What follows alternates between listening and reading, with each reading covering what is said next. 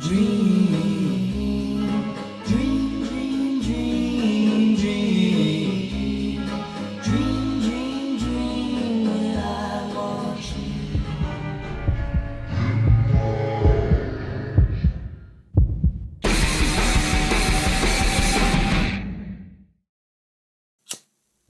Les gens n'arrêtent pas de me demander de critiquer Mad Max Fury Road. Le truc c'est que je les ai jamais vus moi les Mad Max. C'est pourtant une trilogie devenue culte avec le temps. En tant que cinéphile, je me sens presque honteux de les avoir jamais vus. Bon, s'il faut que j'aille voir Fury Road, je vais devoir me taper la première trilogie. Allez. Ça y est, j'ai enfin vu tous les Mad Max. Celui de 79 qui était très bien, Mad Max 2, le défi, que j'ai trouvé vachement classe, puis il y a eu le 3 qui est un petit peu nul au bout du compte, et puis finalement, Mad Max Fury Road.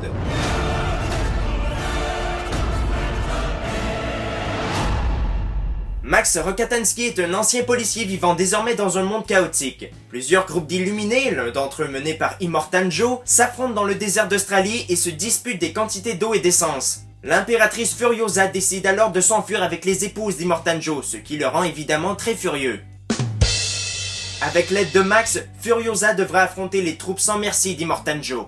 Ça faisait longtemps qu'on parlait d'un quatrième volet pour la franchise, Fury Road était donc très attendu des fans. Certains étaient très confiants, d'autres moins. Principalement parce que le rôle de Max ne serait plus tenu par Mel Gibson, mais par Tom Hardy. Oui, un peu con quand même.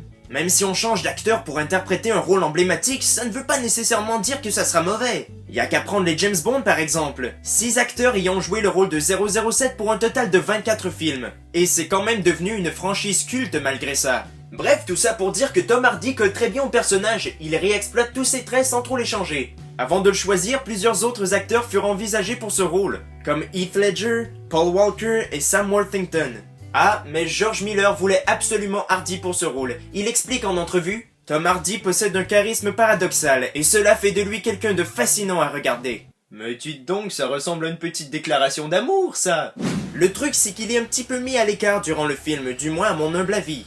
Ouais, t'as toujours le personnage de Charlize Theron qui se la ramène un petit peu trop souvent à mon goût, ce qui fait de l'ombre au personnage titre. Je suis pas en train de dire que le personnage de Furiosa est inutile, seulement elle prend un petit peu trop de place à l'écran.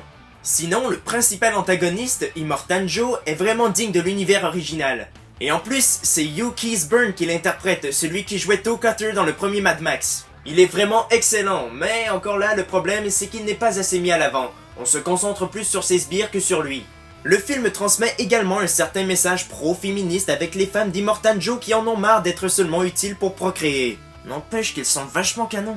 Ça a fait le bonheur de plusieurs et le désespoir de certains qui, je cite, s'attendaient à voir un blockbuster gorgé de testostérone et ont visiblement été déçus. Sérieux?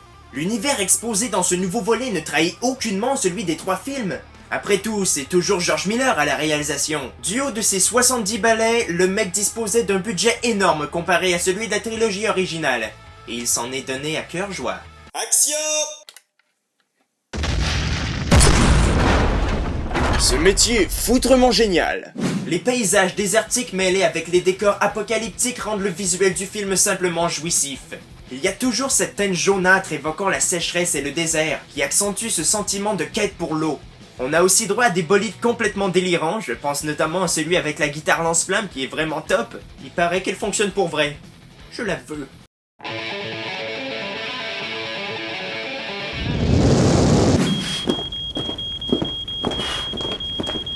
Putain, t'es vraiment trop con! Le film commence d'ailleurs avec une course-poursuite incroyable à travers le désert, le tout donnant une scène d'une durée de près de 20 minutes. J'avais un peu peur que le montage soit un petit peu épileptique, surtout dans la tempête de sable, mais ça n'a pas été le cas. C'était parfaitement lisible, tout en restant dynamique et très rapide malgré tout ce sable qu'on nous balançait dans la caméra. Prends-en de la graine, Eastwood. La scène de tempête de sable dans American Sniper, sérieux, on n'y voyait que dalle. Outre l'adrénaline qui est littéralement maximisée à fond, je trouve toutefois qu'il manque une touche un peu plus sombre. Ouais, parce que dans les autres Mad Max, à part le 3 bien sûr, il y avait toujours cette ambiance lourde et malsaine qui accentuait ce côté de démence du film. Là, c'était un peu plus centré sur les scènes d'action, certes très vives, mais qui s'éloignent un peu trop de l'esprit de la saga originale. Mais la musique rattrape le tout, elle colle parfaitement au long métrage. Une musique épique qui se mêle carrément avec les bruitages du film, et qui, heureusement, n'a rien à envier à la musique de téléfilm des premiers Mad Max. N'empêche que Mad Max Fury Road se démarque, et de loin, des nombreux blockbusters auxquels on a eu droit ces dernières années. Les fans l'attendaient depuis 1985 et George Miller leur a donné un film de grande qualité. Et c'est pas fini! Quelques jours après la sortie du film, il a officiellement annoncé un 5e volet, Mad Max The Wasteland. Avec un film comme Fury Road, je ne peux être que confiant pour la suite. Bref, je lui accorde une note de 90%. Ouais, c'est ainsi que s'achève ma chronique. J'espère que vous avez passé une agréable séance et je suis désolé de ne pas avoir pu me déplacer pour vous rencontrer en personne. Mais qui sait, comme le proverbe le dit, il ne faut pas vendre la peau de l'ours, surtout s'il n'est pas d'accord avec le prix. Non, c'est pas ça. Il ne faut jamais dire jamais. Sur ce, bonne fin de soirée à tous, et à la prochaine.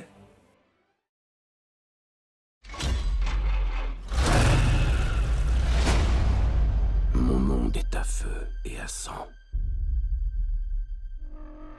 Tout va se jouer sur le pétrole. On s'entretue pour de l'essence. Il n'y a presque plus d'eau sur la Terre. De l'eau. Où est l'eau? On n'a plus d'eau. On n'a plus d'eau. Ils sont de retour.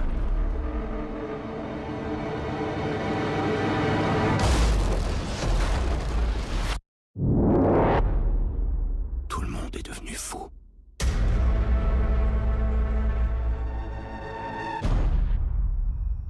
Tu n'es pas le seul. Tout fait mal dans le désert. Vous voulez survivre? Faites ce que je vous dis. Ramassez ce que vous pouvez et fuyez.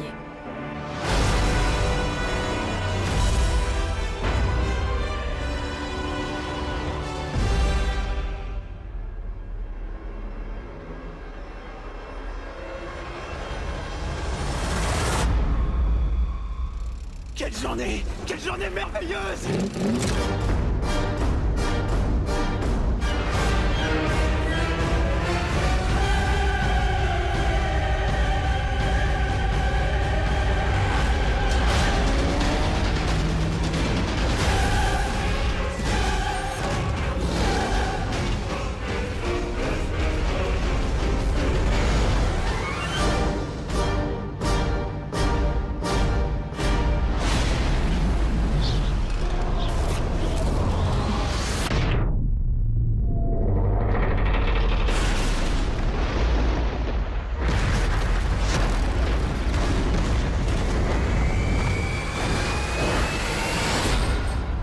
Attends.